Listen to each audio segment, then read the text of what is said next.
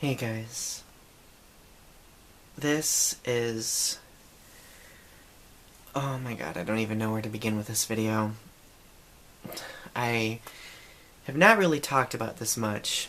I believe I mentioned it in the last episode of The Mundane Life of a Gay, but I haven't been super elaborate about it because it's not really something that I'm super proud of, but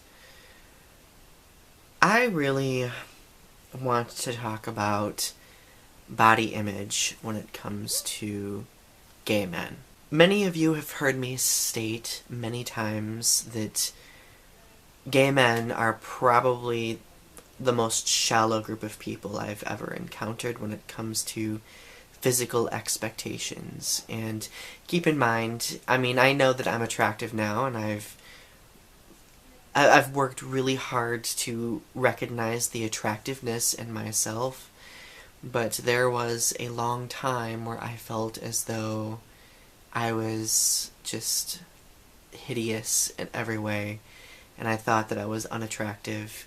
I thought I was either too skinny or too fat or too feminine or I had too long of hair, and body image really caused a significant amount of depression because a lot of gay men would say some very harmful things to me, and I internalized all of those things. I had a gay guy tell me, a guy that I had a crush on, that I was very unattractive and that I didn't have a good body, and because of that, I decided to start taking laxatives. I justified it at first as being some sort of coping mechanism for some discomfort that I was having, but then I realized that I quickly started using them as a means to lose weight quickly.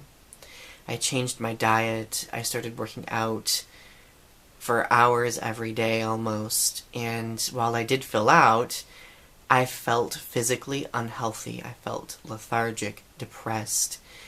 I always felt hungry, and I starved myself a lot. And I know I cannot be the only gay man that goes through this, and I know you're probably going to say, oh hey, other communities experience this too, but when you have a community this small, with this much sexualization, objectification, and shallowness in a small setting, it's really hard to see that hope that we can get through it. And that's why I think gay men need a body positivity movement. With how the gay male community is right now, with things like Grindr and other apps like that, everything has become so focused on the physical and the sexual that I fear that the mental health of the community is continuing to slip. And I really think that a conversation needs to be had about this. And I think we as gay men, we need to start recognizing where we go wrong. We need to start owning the fact that we sexualize, objectify, and discriminate against other men because of their appearance, or because they don't meet some sort of expectation. Every gay guy almost wants a guy who is very, has like this Adonis physique, who looks like some sort of Greek god, and that's not realistic. Like, not every person is going to be sporty, and I think media also needs to take this into consideration, because like I've mentioned before, that is how gay men are continually depicted. And I just found myself really depressed today because I looked in the mirror and I was just like, Donny, why are you feeling insecure right now? You've come so far. And the truth is, when you're in a community that's as polarized as it is when it comes to physical expectations and sexual expectations, it's very easy to fall by the wayside, I suppose. And it's really frustrating.